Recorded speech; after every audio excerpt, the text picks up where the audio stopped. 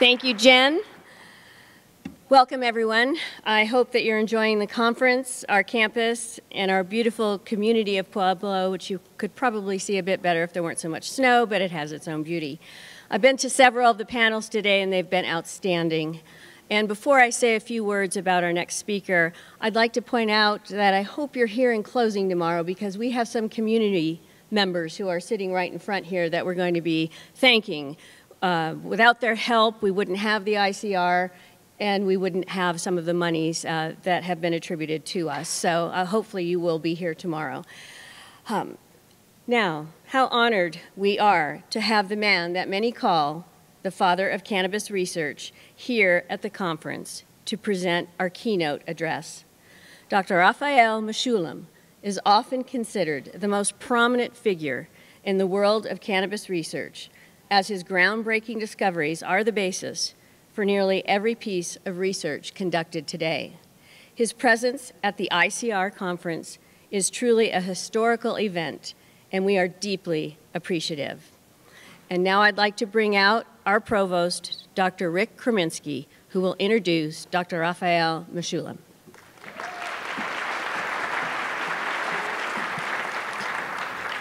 Good afternoon, everyone. So my name is Rick Kreminski, as the president just stated, and I serve csu-pueblo as the provost and executive vice president here. It's my pleasure to introduce the plenary speakers at ICR 2017, which, as everyone here knows, is a multidisciplinary conference devoted to all things cannabis. And as you also know, our plenary speakers are a very distinguished group of researchers. Right now, in particular, I want to introduce to you Dr. Raphael Mechoulam. Dr. Mechoulam has had a long and distinguished academic career that continues seemingly unabated and strong and vigorously in what is now its 6th decade.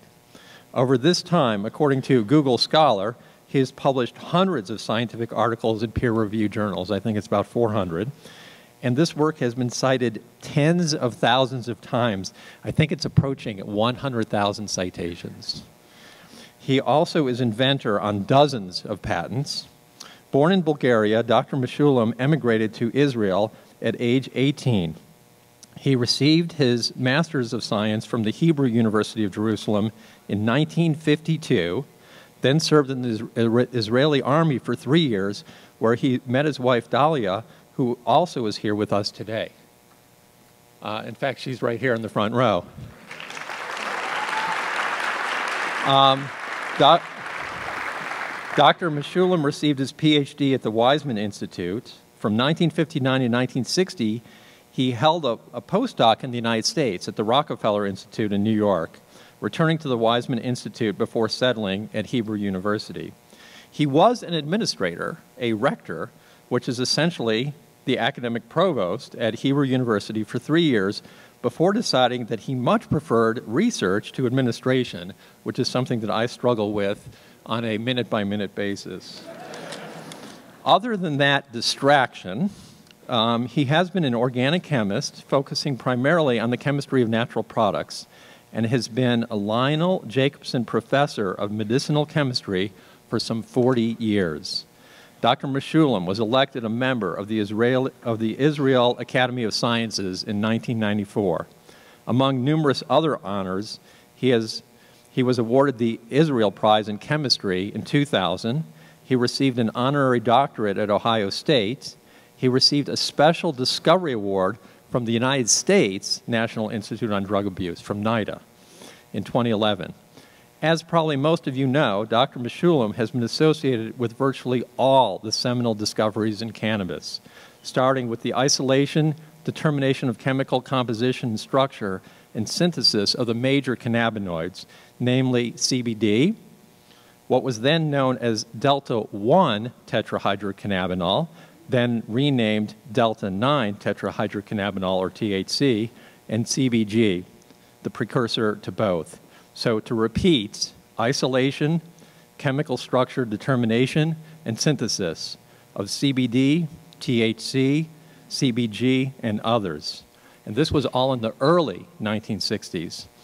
Then, one of his future postdocs was involved in the discovery of what we now know as the Cb1 receptor in mammalian brains. These receptors are now known to be the most ubiquitous receptors in the central nervous system and occur in other areas of the human body. Then, Dr. Mechoulam's lab found the first endogenous cannabinoid, which they named anandamide, and subsequently the second endogenous cannabinoid, namely 2-AG, which is essentially arachidonic acid and glycerol. While we have 3 plenary speakers here, yeah,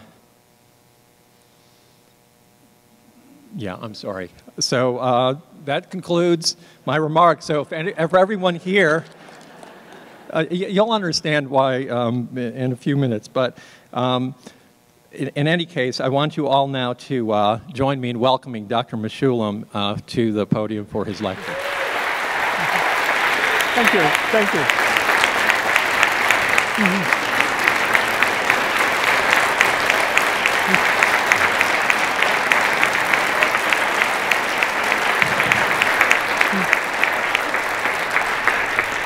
Well, many thanks for inviting me. It's a pleasure to come to Pueblo. It's a pleasure to know the scientists that are involved in the new Institute for Cannabinoid Research, and I have no doubt that we shall see advances made from Pueblo in the entire field in the various aspects that are associated with cannabis. Let me start with something that Rainer Maria Rilke, European poet, wrote almost 120 years ago. He says, "I live my life in widening circles," and so on and so on, "and I may not complete the last one, but I give myself to it." Well, he may be describing, in his own words, cannabinoids, because here we have advances made all the time. There are phases.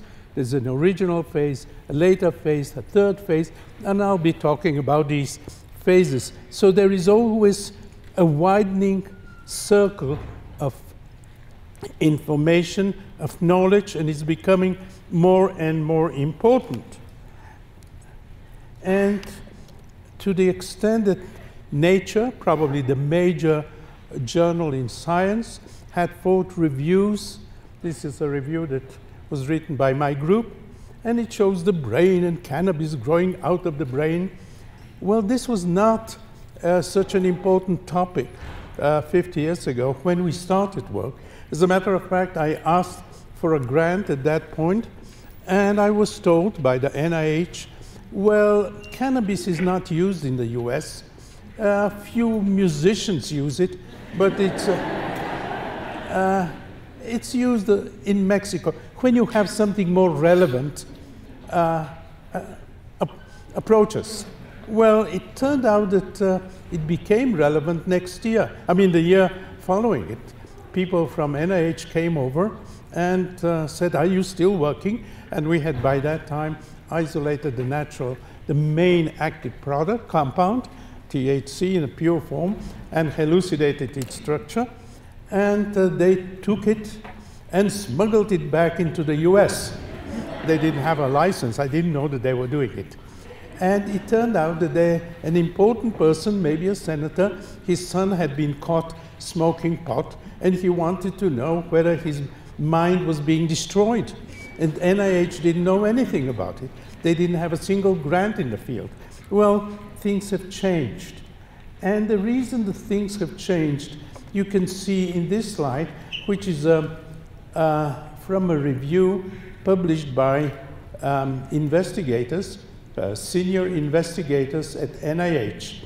And it says, modulating endocannabinoid activity may have therapeutic potential in almost all diseases affecting humans.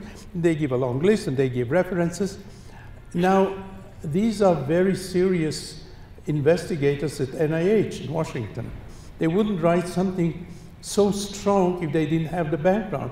Well, the endocannabinoid system is involved, I'm not sure whether in almost all diseases, but in a huge number of diseases. And that's why Today we have hundreds of researchers working in different aspects of the cannabinoid field.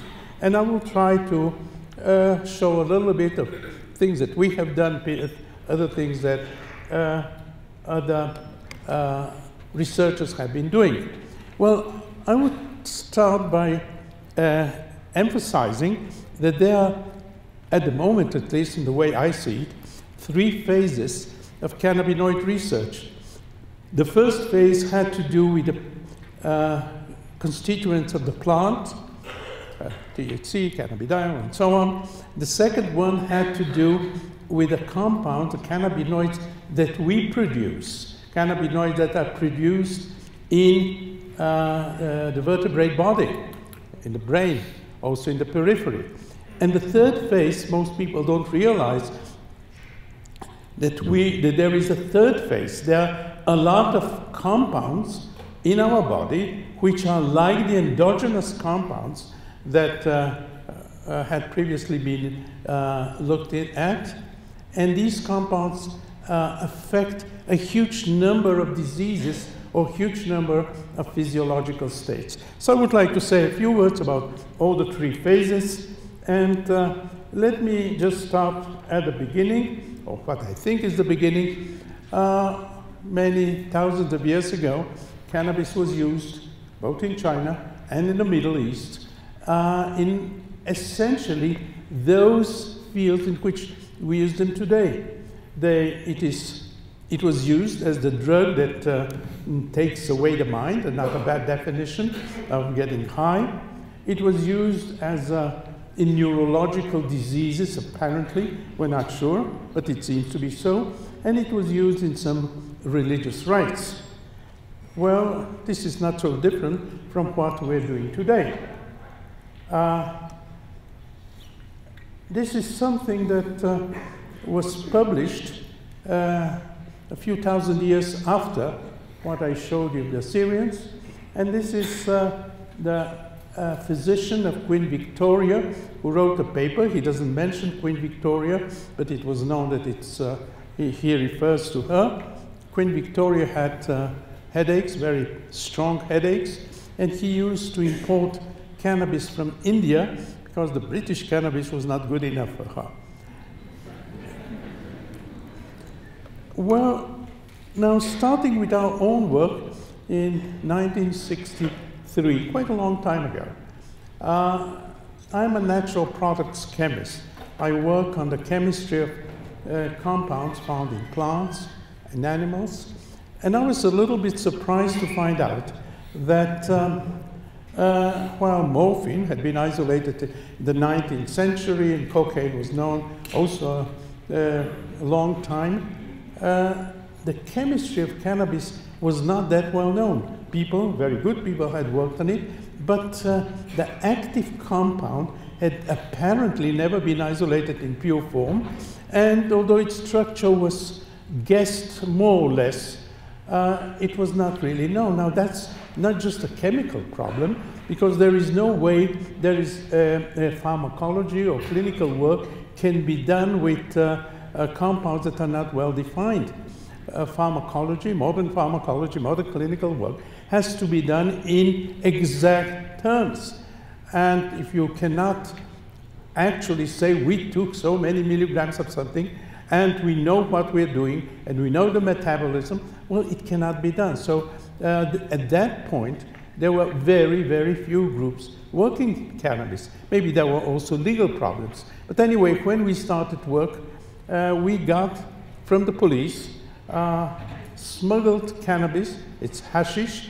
There is a good collaboration between Lebanese Arabs and Israeli Jews in smuggling cannabis from the Lebanon.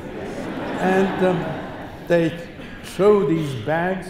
They're called soles because they were smuggled originally in shoes. So they were called soles. And they would throw them above the boat and they would go on. And about 10% of these soles were found by the police. And I asked the police whether they can give me a little bit, and they said no problem. So I went there, I took 5 kilograms of hashish, and went on a bus. People were quite surprised by the strange smells that were around. And we started working. Then it turned out that we had broken the laws, and the police had broken the laws, so we were not allowed to do that, and we should have got permits from the Israeli NIH, and which is in the Ministry of Health. So next time I went to the Ministry of Health, and it so happened that my students were working there. So we had a cup of coffee, and they said, okay, and they signed a piece of paper, and for the next 30 years I was, it was possible for me to get essentially any amount of cannabis to work on.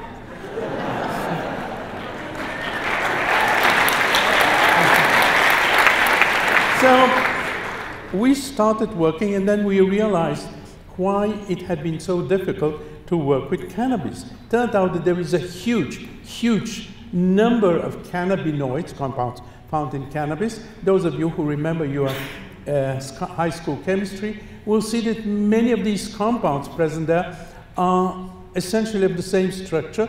At least the right-hand side is the same, and the left-hand side, which comes from terpenes, is different, and there are about 100 compounds, and you can see the names there and the years we identified these compounds. One of them was really known by Roger Adams in this country in 1940, etc. And we identified these compounds through the structures and made them available. Now, the plant actually doesn't produce these compounds. These compounds are secondary. The plant produces their precursors, the acids. The plant produces cannabidiolic acid. The plant produces THC acid, 2 of them actually. But these compounds are not stable, and therefore they have not been investigated thoroughly, because it's very difficult to work with an unstable compound. You give an unstable compound to a mouse, you never know whether it's the compound itself that acts or whether it is one of its degradation products. So very little work has been done, but recent work has shown that these compounds are indeed very important, these precursors. As a matter of fact, a Canadian group has shown that in prevention of vomiting, cannabidiolic acid is 1,000 times or maybe 2,000 times more active than cannabidiol itself. So there is going to be a lot of work on these compounds. But the compounds that we had in hashish, which had stayed with the police for some time and didn't contain any of the acids, or contained very little of them, the 2 compounds were cannabidiol and THC. We isolated these compounds in pure form. Cannabidiol had been known, but the structure was not well defined. And we elucidated the structures using modern methods, modern at that time, 50 years ago. And these are still the 2 most important, or the 2 compounds that have been looked into most thoroughly, with the THC being the compound that causes the high, and CBD, a compound which is of great interest as a therapeutic compound, and I'll be speaking about both of them, particularly cannabidiol. And what are these compounds being used for? Well, prevention of the side effects of cancer chemotherapy. As we know, unfortunately, many of the anti-cancer compounds have side effects, and these, or at least some of them, or most of them, can be prevented by cannabis. And indeed, we did even a clinical trial after some preclinical work. There is a department in one of the hospitals in Jerusalem that deals with anti-cancer work in children, anti-cancer treatment of children. Luckily, most of them recover, but the treatment, at least at that time, and even today, is not a pleasant one. These children are crying most of the time. Their parents were in a bad shape. It is a very difficult situation. So we decided to give a couple of milligrams, up to 5 milligrams per child twice a day under the tongue of THC, and we were very surprised to see that we prevented essentially in children all the side effects. The children didn't cry anymore. The children got their drugs and they couldn't care less. And this went on. We gave it 400 times. We published it. Unfortunately, it's still not being used in all hospitals, but it's there. It works extremely well. And this is with THC. There is another thing, that THC acts on appetite and feeding. It's not just that it enhances feeding. We tried that in mice. And we found that mice in which the endocannabinoid system was blocked, they didn't suck. Although the mother was there, the mouse was there, the pups didn't do anything. They just sat around and they actually died of hunger, although the mother was there, because their cannabinoid system was blocked. Once it is deblocked, I mean, that prevention of using the cannabinoid system, they went ahead and sucked and lived. So it is not just feeding, it's something much more essential, or very essential, like suckling. Now,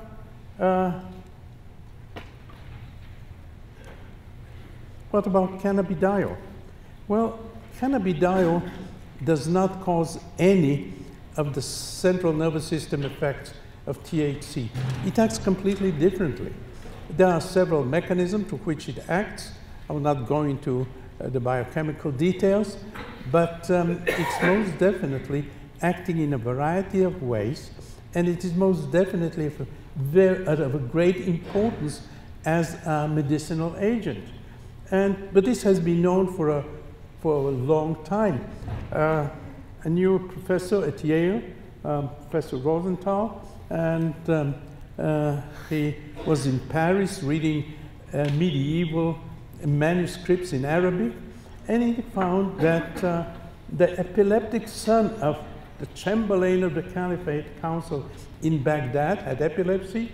He was given cannabis, apparently cannabis with a lot of CBD, and he never had any more attacks, but he had to take the cannabis ever since. And that was 1464, almost 600 years ago. So it's not a new thing, but surprisingly, it was not being used. In collaboration with a group in Sao Paulo in Brazil, we did some preclinical work. There were other collaborators. In the cannabinoid field, collaboration is essential. Nobody can do all the things, chemistry and pharmacology, clinical work by himself. It is collaboration that's needed, and this is what has been going on for a long time. And we tried ultimately, after some preclinical work, and we did a clinical trial. And that was 35 years ago, more than 35 years ago.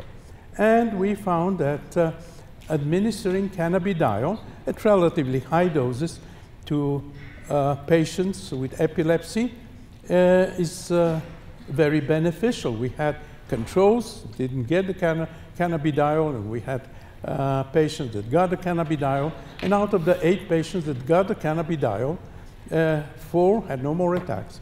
3 had very few attacks, and only 1, nothing changed. Now, we published that, and I thought that, well, maybe the people in industry, or maybe groups that have more money than we have and know how to do large-scale clinical trials will do the same thing in a large number of patients. Well, nothing happened, unfortunately, for almost 30 years, until here in this state, it was found that giving cannabis with high cannabidiol lowers or prevents epileptic attack in children. Now, why did we have to wait 35 or 30 years in order to use something that is known, that has been published in a modern journal, that it prevents attacks? Well, I have no answer to that, but it is unfortunate because a huge number of children could have been helped. Well, then we try to see whether cannabidiol works in diabetes type 1. There are 2 types of diabetes, type 1 and type 2. They're different. Their mechanisms are different. Diabetes type 1 is usually seen in children, originally at least. And we thought that as diabetes type 1 is an autoimmune disease, namely the body attacks itself. We don't always know the reason why it attacks itself, but diabetes type 1 is an attack by the body on the cells that produce the insulin, the material needed. And so we tried that in mice. We had a strain of mice that 100% of them developed diabetes type 1, and we found that yes, while 100% of the mice that had diabetes type 1 and that were not treated, only 30% of the mice that get cannabidiol became sick. So if you look at many numbers, just look at the last one here. You will see that in the controls, only 8% of the cells are intact, but those cells that received cannabidiol, 77% were intact. So there is a physiological reason why we can treat diabetes type 1 with cannabidiol. And we published a few papers on that topic. I know that other groups are interested. And Dr. Makrianis, who is here, is telling me this morning that they've been working on the topic as well. But this is in mice. And we're not mice, and we've been waiting for about 10 years for somebody, whether it's a pharmaceutical company or any other major group with large amounts of money, to do a clinical trial. An academic group has problems doing clinical trials. It costs a lot of money, costs a lot of administration, and normally academic groups, like mine at least, don't have the ability to do that except in special cases, and it's a pity, because in this particular case, diabetes type 1 is not different. Mechanistically, it's not different in mice and in humans. So here we're missing something. I hope that one of these days somebody will do a clinical trial and show, I hope, that one can treat diabetes type 1 with cannabidiol with essentially no side effects. Now there is another disease which has actually been tried in humans. As I said, cannabidiol works on autoimmune diseases, namely diseases in which the body attacks itself. Now, there is a disease called Graft-versus-Host Disease, which is more or less an autoimmune disease, but caused by us. In some cancer patients, the bone marrow has to be transplanted. And transplantation of the bone marrow causes the body to attack the transplant because it's something new. The body doesn't like to have a transplant from somewhere else. It doesn't know that it's very effective in some cancer diseases. So the body attacks the transplant attacks the body, and the person who has had transplantation of that sort is sick, sometimes very sick. So one of the clinicians, we were involved a little bit with that, one of the clinicians at one of the hospitals in Israel decided to see, as this is an autoimmune disease, maybe cannabidiol will help. And yes, we found that it helps. It helps to an extraordinary degree in a very difficult situation.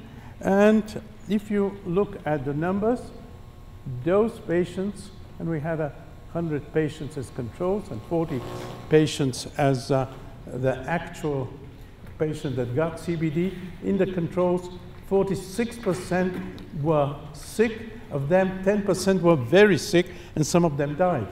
While with cannabidiol, only 12% got sick, compared with the 46, and only 5% were very sick. So here we have something which is very practical. It has been shown now in humans to work, and a company is developing cannabidiol against GVHD. A German group has shown that in schizophrenia, high doses of cannabidiol are very effective in schizophrenia. Unfortunately, one has to use nearly 800 milligrams of cannabidiol, but it is at least as effective as the drugs being used today, and it causes no side effect. Most of the drugs being used today do cause side effects. But again, there was a publication, a very good publication, and nothing has happened. Why aren't schizophrenics treated with cannabidiol? Well, no additional work has been done. It should be done because 1% of the population, the world population, has schizophrenia. We can help schizophrenia without side effects with cannabidiol, but unfortunately, nothing is happening at the moment. Now, just as an aside, most of the drugs, or many of the drugs that we get today, are not the natural products, but a derivative. You cannot go and buy penicillin. No such drug exists. You can buy a derivative of penicillin. Corticoids or cortisone. You cannot buy cortisone, a hormone that we have, important one. You can buy a derivative because the companies have usually made derivatives which are better than the natural product. And so we decided to make a derivative of, or derivatives of cannabidiol, putting a fluorine atom on the cannabidiol. And indeed, we found that this new synthetic compound, which is here with a fluorine atom, is much more active than cannabidiol itself. So chances are that within, who knows, 10 years, we shall have synthetic compounds, mostly cannabidiol-derived compounds, that will be used in a wide variety of diseases. And I want to mention something that we discovered many years ago, and we called it the entourage effects. Cannabis contains not only cannabinoids, but also quite a lot of other compounds as well. Most of them are not active in any way, but their presence seems to change the activity of the active compounds.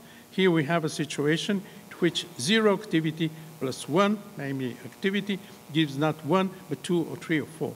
So unfortunately, it has not been well investigated, although many users say, yes, cannabis as such is much better than the individual constituents, but this has to be investigated, and I hope that this will be one of the topics that the institute, the new institute here, will be looking at. For nearly 20 years after THC was discovered, we learned a lot about its biochemistry and its degradation and what happens to it in the body and so on and so forth. One thing that was not known was the mechanism. How does it work? And a group in St. Louis and in Howlett discovered that there is a receptor, a specific entity to which THC binds, and this is how it works. And it was found, this particular receptor, in those areas of the brain that one can expect to be areas that have to do with movement, with coordination of movement, of memory, so it is relevant. Now, receptors don't exist in our body because there is a plant out there. Otherwise, we'll have millions of receptors. It's not efficient.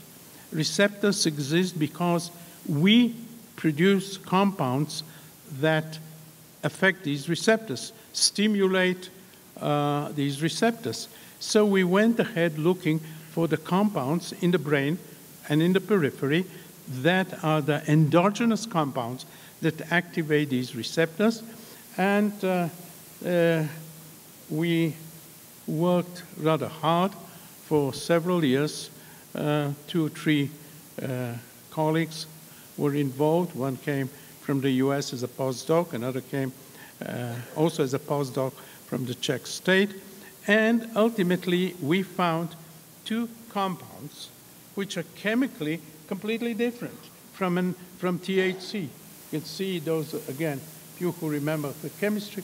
This is the plant material, and these are the compounds found in the brain and the periphery. And it was published 1992, quite a few years ago. Now, these compounds are chemically completely different, but they act exactly like THC, or THC mimics the activity of the endogenous compounds. There is one difference. The plant material stays in the body for a longer period of time. These compounds are formed when and where needed and act when and where needed.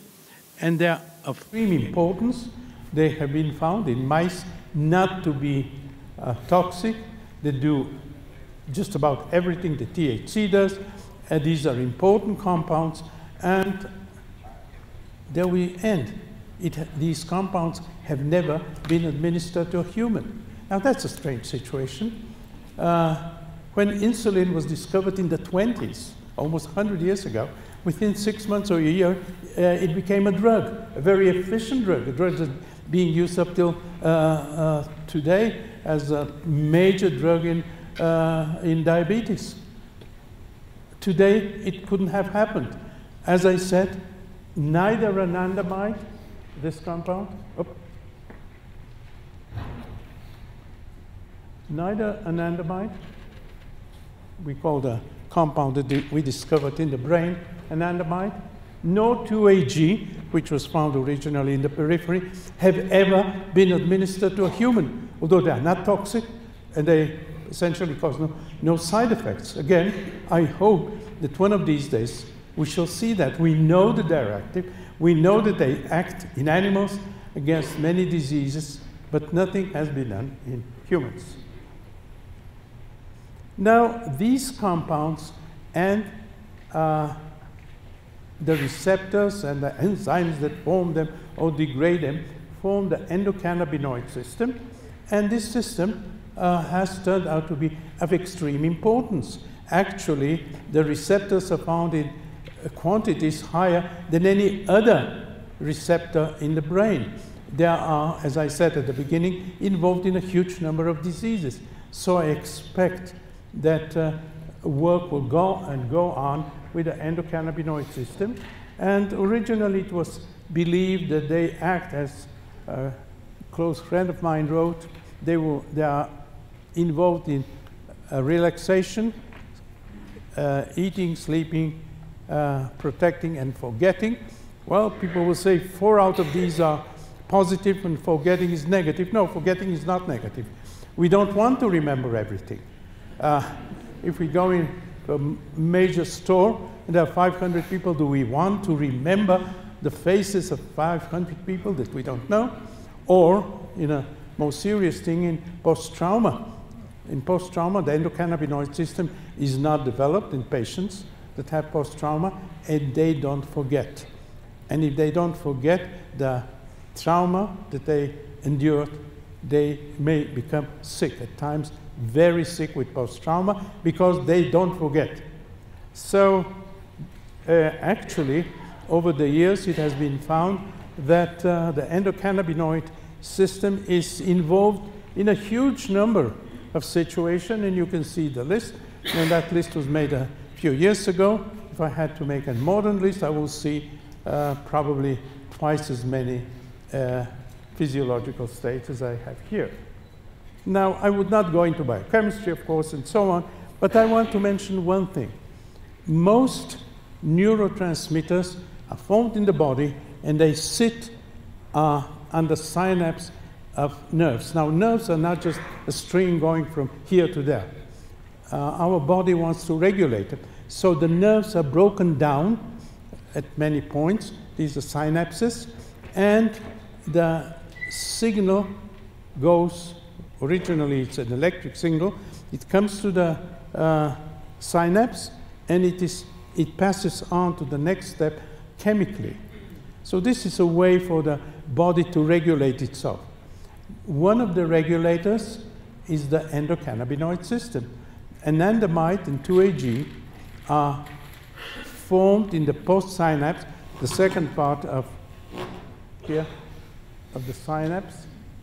They are formed when needed. They go back here, and they regulate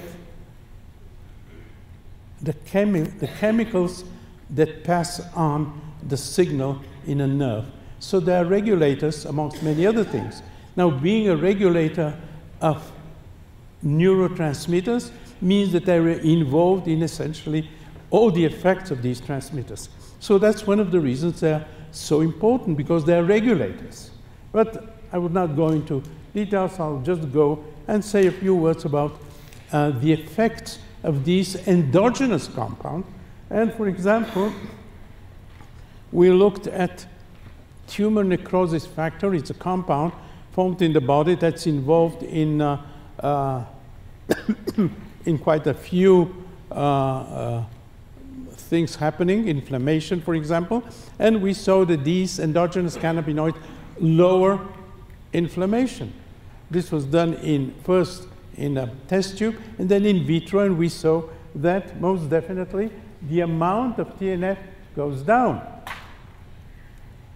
We saw that in brain trauma, at least one of the compounds, we didn't test both of them, is very important in brain trauma. And here is some, we saw that if a mouse undergoes brain trauma, a mild one, it recovers after 30 days or something like that. And at the same time, after the trauma, the amount of 2-AG, one of the endocannabinoids, goes up nearly 10 times. When we asked ourselves, is that because the brain has been hit and it doesn't know what it's doing? Or this is a reaction of the brain to lower the damage being done. So we looked and asked some of our colleagues that know much more about the anatomy of brains, and they indeed found that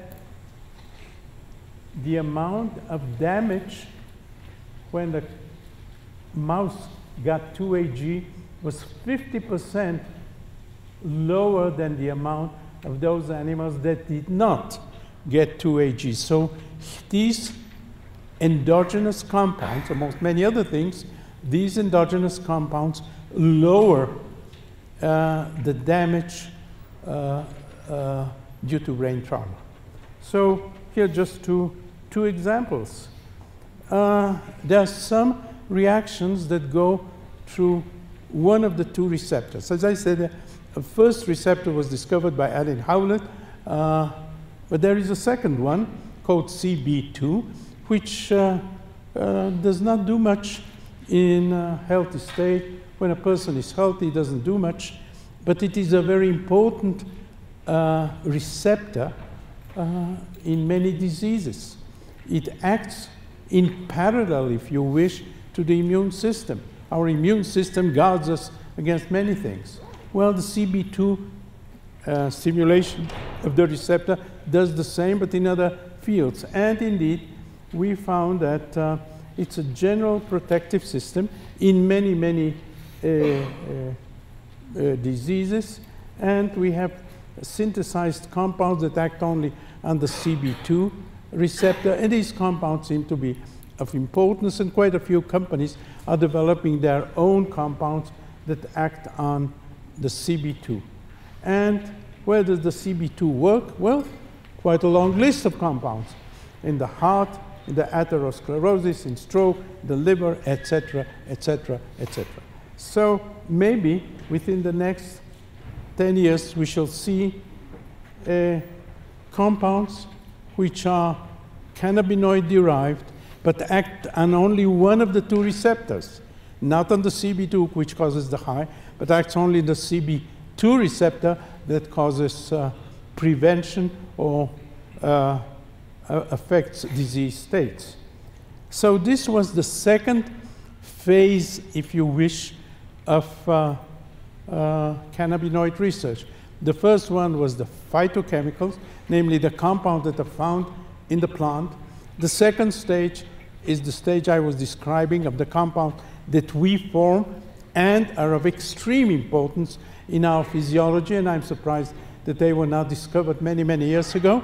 And I'm going to speak about the third stage. The third stage, which is going on essentially at the moment. And quite a few groups are working on it. Now, during brain injury, there are two things that are happening.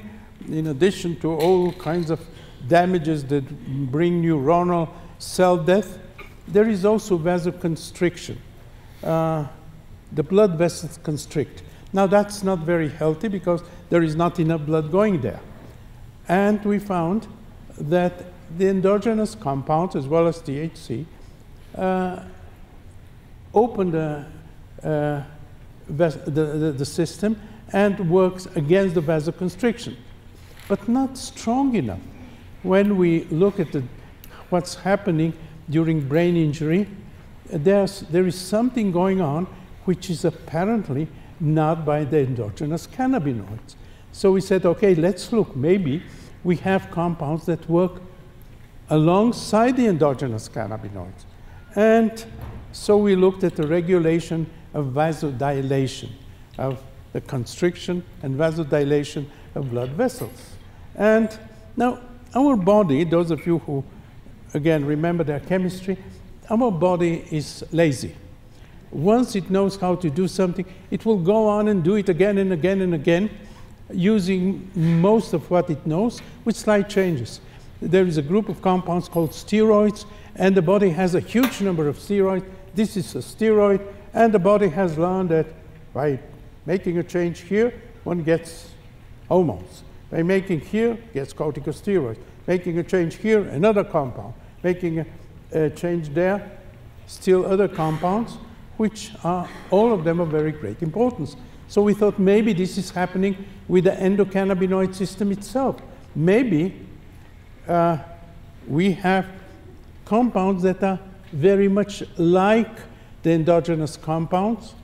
And indeed, after quite a lot of work, we found that in addition to anandamide and 2-AG, which are the major cannabinoids in our body, contrary to THC in the plant, there are also compounds which are closely related chemically. And again, those of you who remember the chemistry will see that this compound was found, which does not bind to the receptor, is very closely related to the compounds we have in our body, and it works as a vasodilator, much better than the others. So when we have brain trauma, not only do the endogenous cannabinoids help in the brain trauma itself, but there is another compound which acts on vasodilation.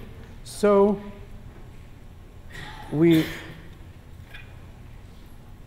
looked at the compound and we found that it has many of the properties of the cannabinoids, but it does not bind to the receptor. Now, there are a large number of compounds that have been found.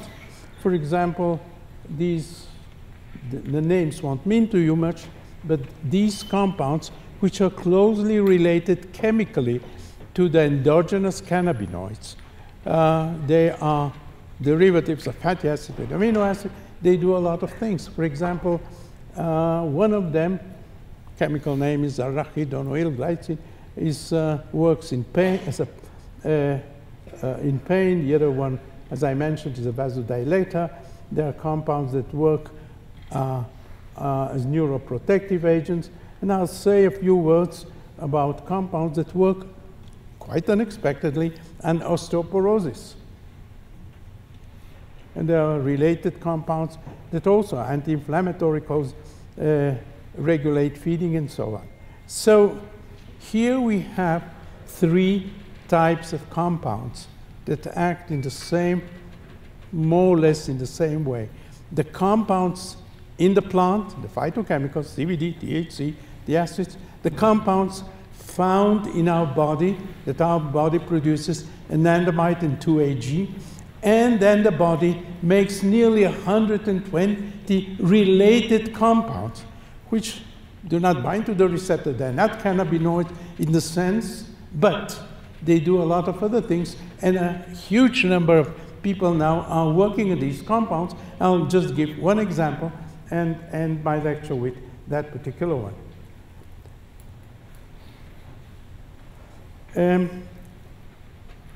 It was known that women in the Mediterranean, throughout the Mediterranean, Spain, Italy, Israel, Egypt, and so on, have less osteoporosis than women, let's say, in North Europe, in Norway. And it was believed that this happens because they consume olive oil, not any other kind of oil.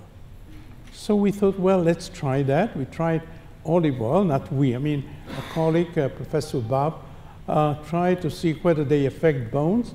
No, the olive oil did not by itself, but we found that metabolites of the major constituent of olive oil, oleic acid, does that.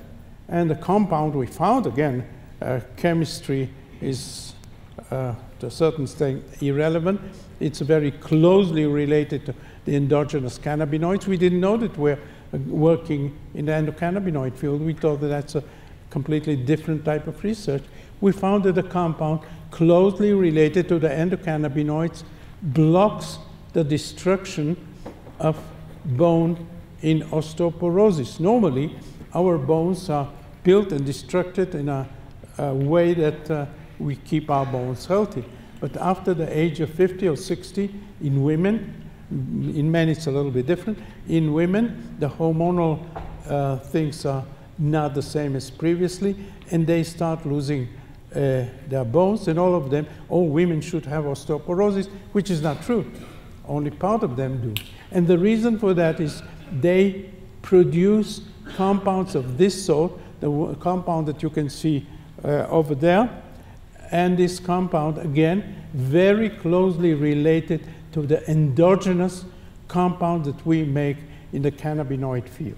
And just a few words, there are cells that build the bones and cells that destroy the bones, and this particular compound helps enhance the activity of the cells that build the bones, and that's why it is an anti-osteoporotic agent. And this compound, or derivative of this compound, has now been licensed from the Hebrew University, and they're trying to put it through clinical trials and see whether this can be done. Now, if we look in animals, we see that animals in which the hormonal system has been more or less suppressed, like in women after the age of 55, they start losing their bones, and these are the normal animals. These are the animals that after 35 days of having lost their hormonal basis, the bones go down. But if we give them that new compound, endocannabinoid-like compound, the bones not start growing up again. They're not just, we don't only block the development, we also block the destruction, we also cause the bones to grow. So I hope, again, I hope that within the next few years, maybe a decade, we shall have drugs based on the endocannabinoids that help in osteoporosis. This is just one of the examples, and I want to summarize. The endogenous cannabinoids are involved in a large number of physiological processes. THC mimics their actions. CBD can lead to a wide spectrum of novel drugs. Their fatty acids, these are the derivatives that we find in our body, may lead to better understanding of biological processes as well to novel drugs, and compounds that act specifically on the Cb1 receptor, again may lead to a large number of novel drugs, different than the drugs with cannabidiol. So if things work as I think they will, within 10 years, 15 years, we shall have a lot of new drugs based either on cannabidiol or based on the compounds that act specifically on the Cb1 receptor, and maybe millions of us will be using them. I want to thank many of my collaborators, both in my lab over the years. I have a small lab, and these didn't work at the same time, but I have 2-3 people working in the lab at the same time. I collaborate to a large extent with many, many other colleagues, both in Jerusalem and many of the other cities. And even more important, I collaborate with people abroad. Obviously, nobody can do both chemistry and the different types of things that can be done in pharmacology cannot be done in one lab. Nobody has the techniques and the knowledge. So we collaborate, we meet,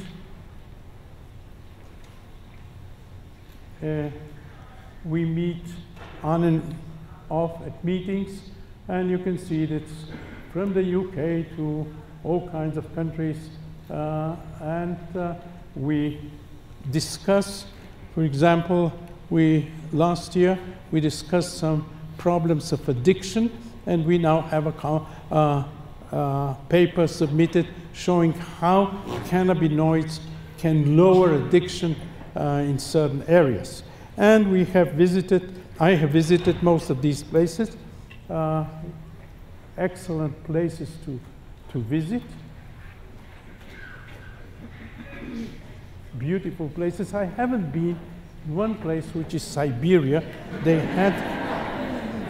had a meeting this year in February, and Dr. Maslow, an excellent scientist, invited me and said, well, the weather this time of the year is okay. It's only minus 25 centigrade.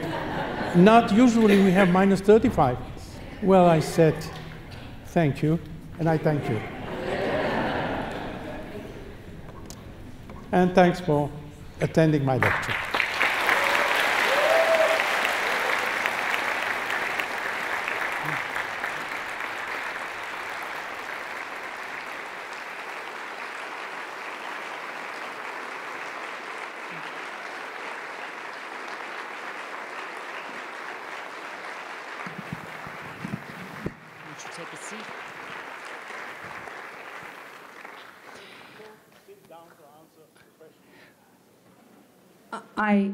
Wow, that's, let me share with you that I do know that at 1:45, some of you need to be at presentations or to attend presentations. And so what we'll do is, if you have questions you want to ask Dr. Mechoulam, maybe you can get in line and ask him personally, because I want you to be here for a very special presentation that we have for Dr. Mechoulam. So I'm going to ask President DeMar and Provost Rick Kraminski to come out.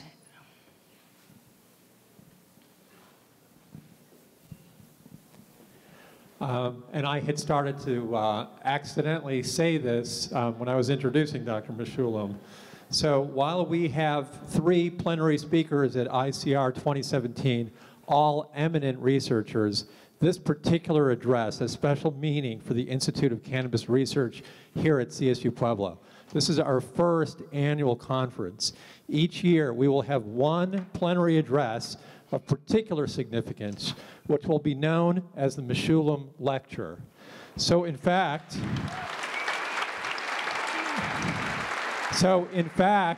this year we have had Dr. Raphael Mechoulam deliver the first annual Mechoulam Lecture. So in order to mark this auspicious occasion, please allow us, I know we have to go to other sessions, but please allow us to take a moment to convey a sculpture which was created by a local artist, John Wilbar, who was in attendance, to Dr. Mechoulam. For those of you who cannot see the details of it, it may look graphically like a beautiful Colorado mountain. It's an abstraction with perhaps a river coming down. The colors are the university colors of blue and red. But actually, for those of you up close, you may be able to see more particularly what it is. It's actually a triangle or a delta, and the curves are 9. So this is in honor of delta 9 tetrahydrocannabinol. Thank you. I appreciate that very much. We'll send it to you. Yes.